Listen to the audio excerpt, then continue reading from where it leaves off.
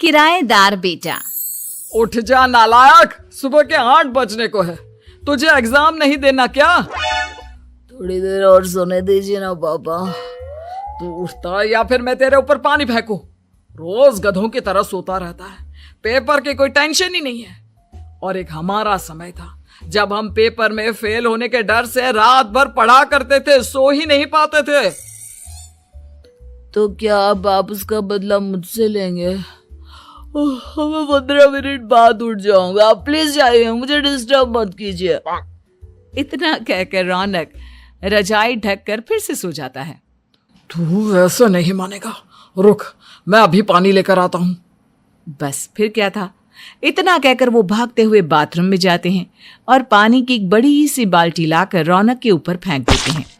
पानी पड़ते ही रौनक झट से उठ जाता है। ये आपने क्या किया पापा?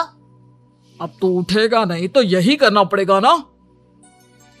वैसे थैंक्स डैड, आपके कारण ना अब मुझे नहाने की भी जरूरत नहीं पड़ेगी। चलिए अब आप माँ से बोलकर मेरे कपड़े निकलवा दीजिए, तब तक मैं ब्रश कर लेता हूँ। वैसे कल ना आप एक काम और करना, नहलाने के साथ साथ मुझे ब्रश भी करवा देना। ये ब्रश करने में ना मुझे बहुत आलस आता है। रौनक की बातों से अरविंद का मुंह खुला का खुला रह जाता है। वो अपनी पत्नी कमला के पास जाता है और रौनक की हरकतों के बारे में बताता है, जिसे सुन उसकी पत्नी हंसने लगती है। तुम अपने बेटे को समझाने के बजाय हंस रही हो। रौनक बच्चा है, धीरे धीरे सुधर जाएगा, आप क्यों उसके पीछे पड़े रहते हो? अभी नहीं सुधरेगा तो कब सुधरेगा? 10वीं क्लास में है रौनक, वो अब कोई बच्चा नहीं रहा। अरविंद की इतना बोलते ही वहां रौनक भी आ जाता है।